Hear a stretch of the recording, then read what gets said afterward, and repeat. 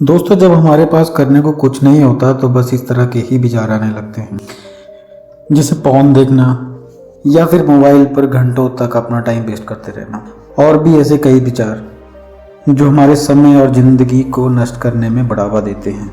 ऐसे में आपके पास ना ज़िंदगी में लक्ष्य है कुछ करने के लिए, और दूसरा आप अपना समय नष्ट कर रहे हैं जो आपके पास दोबारा कभी नहीं आने वाला है। और जब कभी आपके मन में भी ख्याल आता है कि आपने बहुत सारा समय नष्ट कर लिया है और आपका कोई जीवन में लक्ष्य भी नहीं है, तो आप खुद ही चिड़चिड़े हो जाते हैं। आपको खुद को ही समझ नहीं आता कि आपको जीवन में करना क्या है, और धीरे धीरे हालात तो ऐसे बिगड़ जाते हैं कि बात बात पे गुस्सा करना और कभी कभी बिना किसी रीज़न के दूसरों पे चिल्ला देना ही हमारे जीवन का एक हिस्सा बन जाता है। और ये बात हम भी जानते हैं कि ये हम सब जानबूझ के नहीं करते हैं, ये सब आपके खाली बैठे रहने का नतीजा है। हम में से बहुत की ज़िंदगी में एक समय ऐसा आता है जब हमारे पास कुछ भी करने को नहीं होता, बस हम अपना समय बिना मतलब के व्यतीत करते रहते हैं। जैसा कि मैंने पहले बताया, या तो आप सिर्फ अपना फ़ोन चलाते रहते हैं, या फिर आप टीवी देखते रहते हैं, या तो फिर आप फ़ोन देखते रहते हैं, या फिर किसी और काम पे जो कि आपकी लाइफ में कोई ज़रूरी नहीं है। और अगर ये सब आपकी ज़िंदगी में घट रहा है तो मेरे दोस्त, आप अकेले नहीं हो।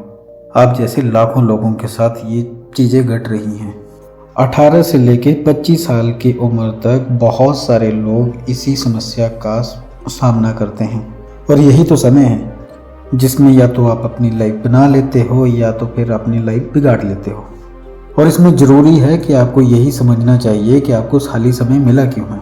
दोस्तों, एक बार एक लड़के को ना इंटरव्यू में बुलाया जाता है, और इंटरव्यू ख़त्म होने के बाद उसे बोला जाता है कि आप अपनी ईमेल आईडी बताइए जिस पे आपको जॉब का ज्वाइनिंग लेटर भेजा जाएगा। पर जवाब में वो लड़का कहता है कि सर, मेरे पास तो ईमेल आईडी नहीं है।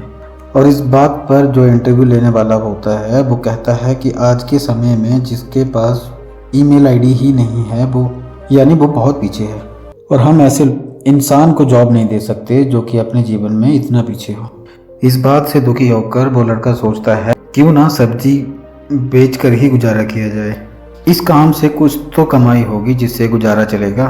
फिर कुछ समय बाद वो लड़का सब्जी की दुकान खोल लेता है और धीरे धीरे कारोबार को बढ़ाता रहता है। ये काम उसका एक दिन ऐसा बढ़ जाता है कि वो कुछ और लोगों को भी रोजगार देने लग पड़ता है, और एक टाइम तो ऐसा आ जाता है कि दुकान के बाद वो उसका कारोबार एक सुपरमार्केट में बदल जाता है। अब दोस्तों, आपके सामने दो सिचुएशंस है। पहली ये है कि अगर वो लड़का जॉब ज्वाइन कर लेता तो आज भी वो 20,000 की नौकरी करता होता, और यहाँ यही बंदा लाखों रुपए सुपरमार्केट से कमा रहा है। इसलिए इस बात से यही हमारे को सीख मिलती है कि जब आपके पास कुछ नहीं है तो सही समय का वेट कीजिए। और ये भी हो सकता है कि ये प्रकृति आपको कुछ बड़ा देना चाहती है, बस आपको उसके लिए एक सही कदम उठाना पड़ेगा। सो जब भी आपके पास कभी खाली समय मिले तो कुछ ना कुछ नया सीखने में उसे लगाएं। इसीलिए सवाल आता है कि खाली समय में करें क्या? तो इसका जवाब यही है कि अगर आप बिजनेस कर रहे हो तो जब भी आपको समय मिलता है तो उन लोगों के बारे में पढ़ें जो पहले से ही बिजनेस में अपने झंडे गाड़ चुके हैं।